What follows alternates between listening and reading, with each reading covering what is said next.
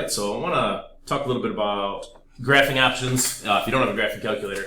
So I figured I would kind of get into the assignment and sort of do two birds, one stone here. So let me click ahead to something where you would need to know about some graphing. Okay, so here's a good one. So this says solve this equation, check it graphically. So we want to make a graph to this, but if you don't have your graphing calculator, you may not 100% know what the absolute value one here looks like. You should know this one. I mean, that's just y-intercept 0, slope 6. But what I would recommend is there's this Desmos app, and I'll put the link in there too, although I always just Google Desmos graphing. And so we click on that.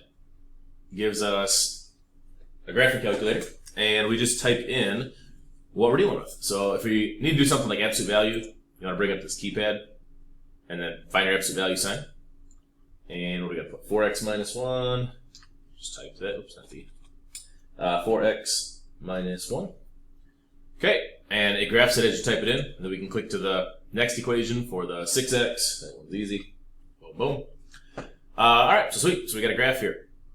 Now we would want to find the solution. And what's kind of cool that this will do is, this one's not the greatest example with the numbers, but it always puts the origin on here. But then it also will automatically put any critical points, like the critical point, like the intersection right here. So now we know the answer. These two graphs cross at 0.1. So the x value is what we want. And so that's going to be our answer. Now, it does say put it as a fraction. So 0.1 is 1/10 if we're answering the question. Check it. Nice work. Good job, Mr. Miller. But yeah, that's the graphing tools like that. And let me find one of these other graphing ones I wanted to show you that kind of would be useful to know. These inequality ones. That was pretty easy. Okay, here's a pretty good one. So this is solve this inequality by graphing. So we want to graph this. So again, I'll just clear these out. It's pretty user friendly. So x squared. We want to type x, sorry, and then press the square key. And then minus 3x minus 18. Okay, looking good.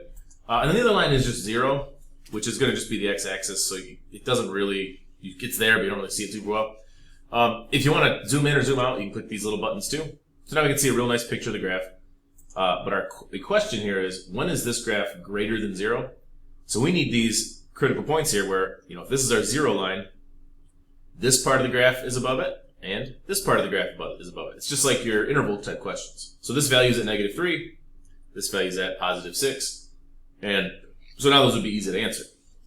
But they want us to graph it on the assignment. So you click here to enlarge it, and all we need to do to graph this is plot a few points. So I would plot the ones it has. So -3, 0, 6, 0, and then we need one more. So I probably choose this one, which is 0, -18. 0, -18. Cool. So now we've got a nice graph. I just picked 3 points from there, matched them right up here. Save it, check it, well done. And then, like I said, the solution, it says write it as a compound inequality, or inequality or compound inequality. So this graph is greater than 0 anytime you're below -3 or you're above 6. So I would say when x is less than -3, comma, or when x is greater than 6, and that should be good. Of course. Okay, so like I said, I kind of would recommend using split windows like this when you're using the calculator app in order to kind of aid you on these problems. So hopefully that helps you out.